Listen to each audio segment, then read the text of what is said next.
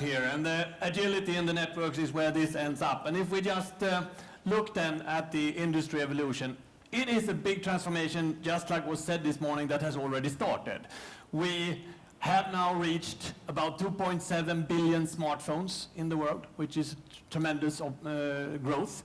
65% of all phones sold in the last quarter were smartphones. Compared to the full year 2013, it was about 50%. This is, of course, putting an enormous pressure on the networks in terms of traffic, and this traffic growth was shown here earlier. We have moved from 2010, we had in this industry the exact amount of traffic on voice and video.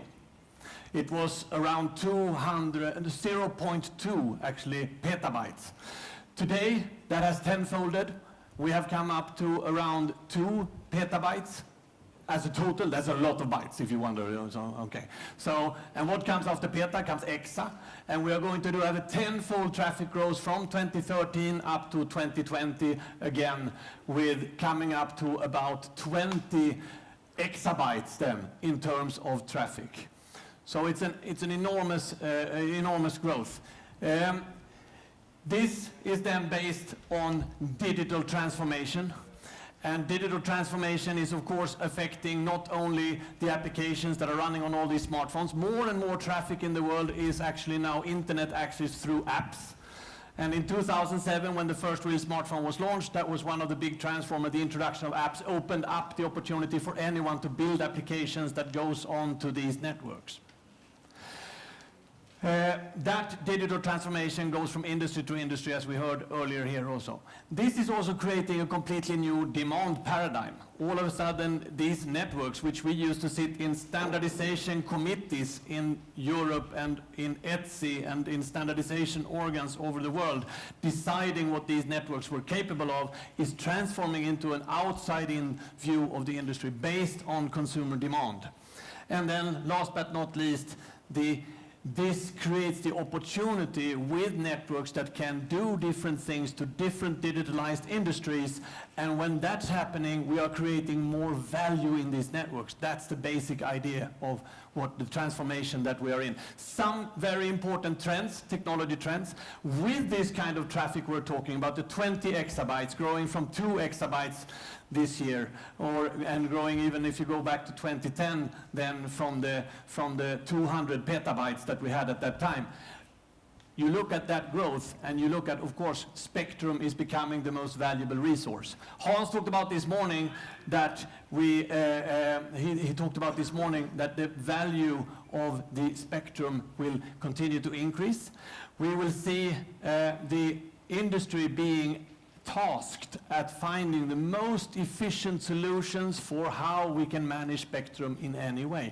I've said sometimes that spectrum for this whole transformation will become more valuable than oil on this planet. We're moving from those physical assets into the physical assets of spectrum being regulated by governments, being this very, very valuable asset.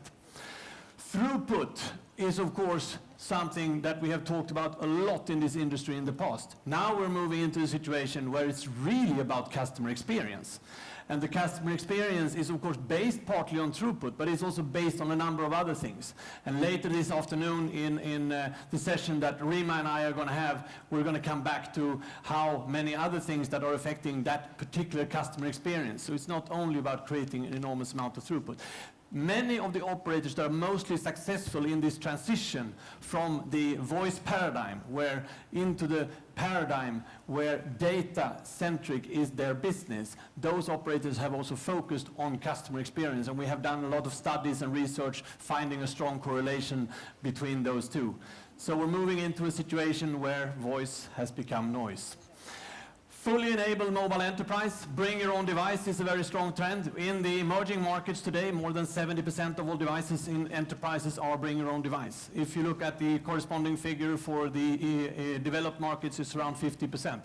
But it's a very strong trend. And to be able to do this in a secure way, I don't think there is a week without a conference in the enterprise business about mobility and how the enterprise can become more mobile and so forth. It's a very strong trend, and it's clearly an example of where something starts, for instance, on the entertainment industry from the beginning, like the internet itself, and then moving and transforming into something that is usable for enterprises. Apps are going to be dedicated for processes in enterprises, as well as video communication in enterprises, etc. Then I want to mention on the right side here some very important implications on the network side. First of all, I think it's important to remember that data in these amounts creates more data, data about users, data about networks, all kinds of data. It's all about data. And when we come into that situations, technologies like analytics and those things becomes extremely important. We have what we call data lakes, and the most important is to make sense of it all. If we can make sense of it all, we can automate. And automation, analytics, these kind of technologies are increasingly being used to optimize these networks to be able to address the opportunity of that end user experience. We see that the transformation of our OSS systems, the typical old management systems, into something new, orchestration platforms, being able to orchestrate services all the way from the cloud, all the way up to the consumption points on the terminals. This kind of automation is a very important technology trend for us as we build the networks for the future. Nodes and domains to end-to-end systems, what can that be? That is the old way of building, where Ericsson and other vendors were supplying nodes which had hardware, operating systems, software piece, tested for 6 months, maybe put in use if it really worked well, and then you have the resilience and the robustness based on those nodes being very highly performing. That's how we built our networks in the past.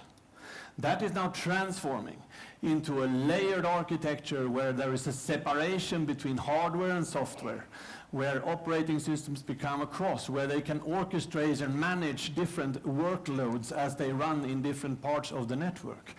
We can have what we call a network function virtualization, which means that those network functions which were tied to those nodes, that is now can be spread across the network. That also opens up for a massive amount of new opportunities to build these applications in a new way.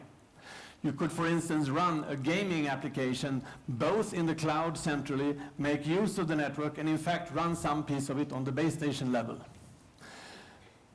And then, last but not least, we have to remember that the kind of technologies we use in these networks are now coming from several industries at the same time. There is not that clear separation between technologies that we used in the telecom industry in the past and what was being used in the IT industry and was being used, for instance, in the media industry. This is melting together into the new ICT landscape, the new playing field, to realize these opportunities that we have been talking about this morning as industries are going through that digitalization. And here you can see traditional industries, but also the internet-based companies from the beginning going through that digitalization. It was mentioned several times here before that media is one of those which have rapidly been digitalized. Now the car industry is going through the same thing. You will hear car manufacturers talking about their car as being the software-centric and then also very much, again, tying back to that customer experience. And that means that the conclusion we can say from all this is that anyone who is making a consumer electronics device, any type of device, a car becomes a device, these devices, through digitalization, can focus on a consumer experience or a customer experience or an enterprise experience, and by that develop something new. And the connectivity and the network becomes a very, very important piece to realize those things. I would even argue that many of these services that we have in our vision, remote eye surgery over networks, or services like remote controlled vehicles or transportation, many of those requires a network level that is really a lot better than they are today. I'm not saying that the networks today are bad, but they are optimized and they are built, the LTE networks, for an ultimate surfing experience or an ultimate app experience on a handset or a pad.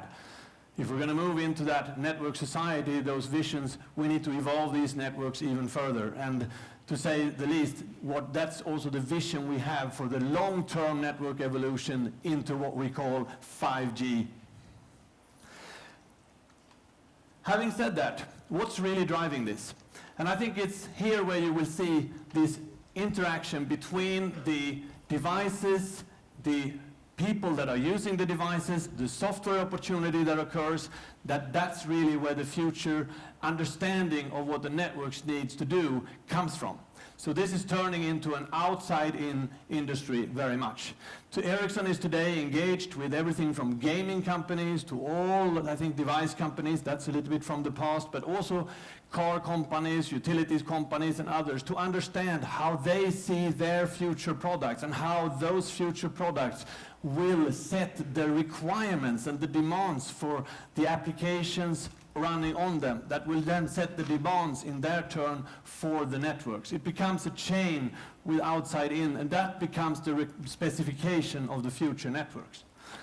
Moving away then from an inside-out industry which was dictating and allowing and saying what was really possible to build.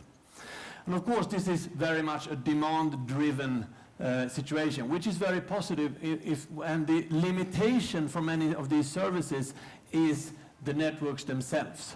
And therefore a lot of Ericsson's innovation goes into building these networks into more high-performing vehicles. This slide sort of summarizes then the network society from that technical point of view. The device development that we have, user-driven landscape, the usage-driven landscape. It means also that we are redefining the networks to be able to provide different industry needs as they are digitalizing with different slices. We call them network slices sometimes, or we call them service paths. Those are the paths, those are the slices that go from one of these clouds, where it's an automotive cloud, or whether it's a gaming cloud, or where it's a medical healthcare cloud. On those clouds that are being built as industries are digitalizing, a service path through the network with the requirements that follows with that into the devices that they are going to be using, whether those are cars in the other end, or whether they are industrial robots, or any other type of device that can benefit from being connected.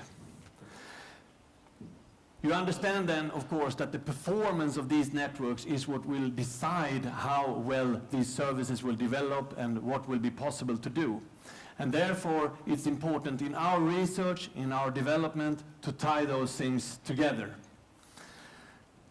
The value then will come from the possibility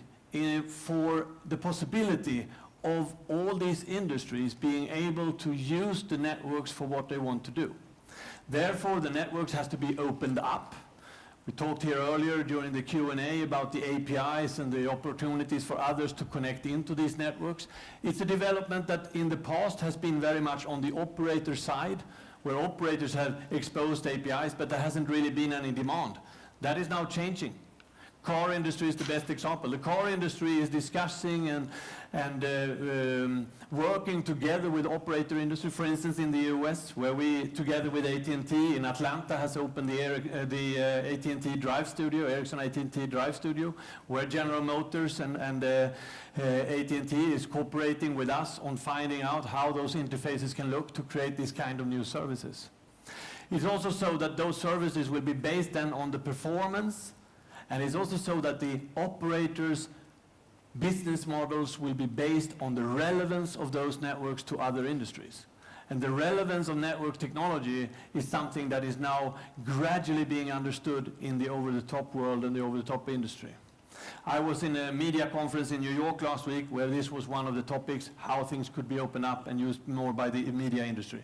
And this leads then to the opportunity to do value augmentation, add value to the networks.